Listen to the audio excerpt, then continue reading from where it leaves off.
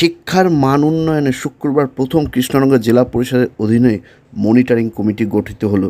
এই কমিটির কাজ হলো জেলার বিভিন্ন প্রান্তের প্রাথমিক ও মাধ্যমিক স্কুলের পরিকাঠামোগত উন্নয়নের কাজ করা। সেই উদ্দেশ্যেই এদিন বর্ধিত সভা হয়। এই সভাতে উপস্থিত ছিলেন নদিয়া প্রাথমিক শিক্ষা সংসদের চেয়ারম্যান দেবাশিস বিশ্বাস, সহকারী সভাধিপতি সজল বিশ্বাস, জেলা পরিষদের শিক্ষা সংস্কৃতি কর্মাধ্যক্ষ কার্তিক মণ্ডল, ডিআই প্রাইমারি সুকুমার পাশারি। আমরা তাদের বক্তব্য শোনাবো। আর এই নিয়ে আজকাল আগামী বিশেষ প্রতিবেদন। জেলায় প্রথম শিক্ষার মান উন্নয়নে জেলা পরিষদের মনিটরিং কমিটি।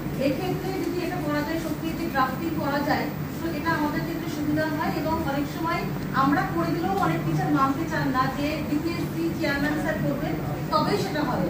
এটা না করলে কোনো টিচার মানে আমরা যদি এসআইএসরা করছি সেটা ওনারা মানতে চাই এবং অফিসে এসে ভীষণভাবে ঝামেলা সৃষ্টি করছেন। ওনারা লিখে দিতে হবে 6 মাসের বেশি যাব না, 3 মাস বা 6 মাসের। যদি 6 মাস করে টিচার না আসে তাহলে আপনি আমাকে তুলবেন, তো চেয়ারম্যান অর্ডার না করলে আমরা যাব না। ঠিক এইভাবেই কথা বলছেন, চেয়ারম্যান অর্ডার না করলে আমরা যাব। যদি গ্রামবাসী ঘেরাও করে আপনি কি দায়িত্ব নেবেন?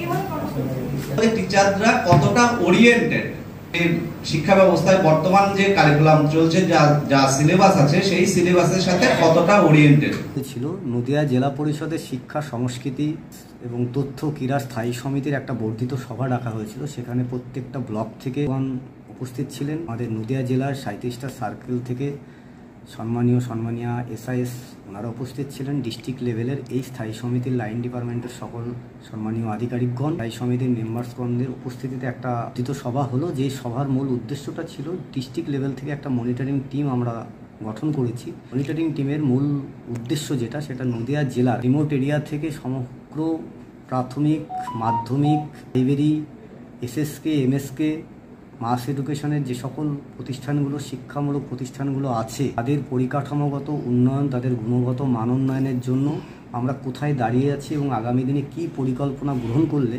আমরা আরও বেশি নদিয়া জেলাকে সার্বিকভাবে আমরা ভাড়ার যখন শূন্য হয়ে যায় রান্না করা তরকারি ছেলেদের পাতে দেবার মতো যে অবস্থা হয়, আমার অবস্থাটা এখন অনেকটা সেই রকম।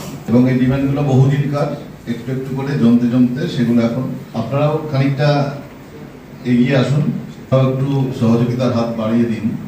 যে কাইন্ডস দিয়েই আমাদের সব সমস্যা থেকে আমরা মুক্তি পাই এমন নয়। ছবি নির্ভরতাটা কমাতে হবে, বাস্তবে দাঁড়িয়ে দেখতে, অনুভূতির সঙ্গে সেটাকে কি করে আমরা ওভারকাম করতে পারি তার একটা চেষ্টা